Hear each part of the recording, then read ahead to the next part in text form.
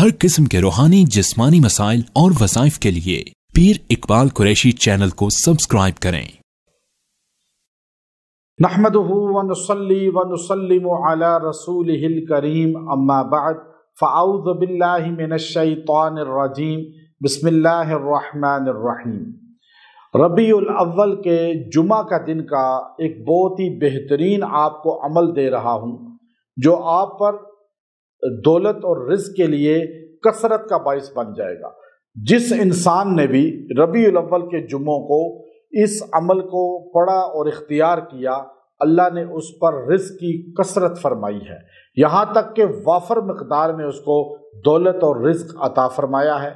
इसलिए कि रबीउल अव्वल के साथ एक कनेक्शन है हमारे नबी मोहम्मद सल्लल्लाहु अलैहि वसल्लम का कि आप पैदा हुए, आप दुनिया में तशरीफ़ लाए, और फिर जुमे का दिन बहुत फ़यूज़ात बरक़ात का हामिल है कि नबी करीम सल्लल्लाहु अलैहि वसल्लम बाकायदा जुमा के दिन की फ़यूज़ात बरक़ात को, फ़ज़ाइल को बयान फरमाते थे और आप बताते थे कि किस तरह अल्लाह ताला ने इस दिन को उम्मत के लिए तोहफ़तन पेश किया।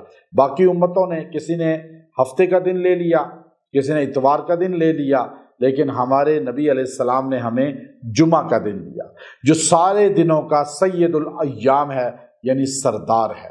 अब आप ये देखिए कि इस दिन जो है ये मुख्तसर अमल आपके रिज़्क़ में इजाफे का बाइस बन जाएगा।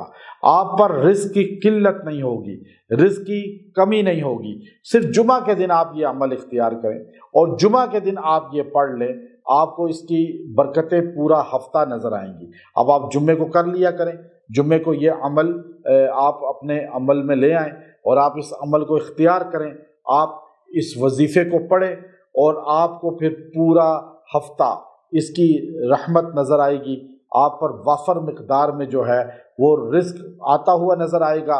ये जुमले बड़े ही आसान हैं और बहुत ही प्यारे हैं।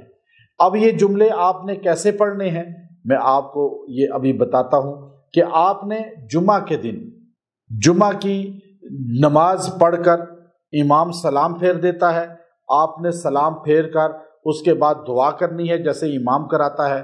फिर आपने इधर उधर किसी से बात नहीं करनी, आपने किसी की तरफ मुतवज्जे नहीं होना और आप वहीं बैठ जाएं और आप जो है पहले आपने जो है ये अमल करना है, 11 मरतबा सूरह फातिहा पढ़नी है, फिर 11 मरतबा कुल हुवल्लाहु अहद पढ़ना है और फिर उसके बाद 11 मरतबा दुरूद इब्राहीमी पढ़ना है।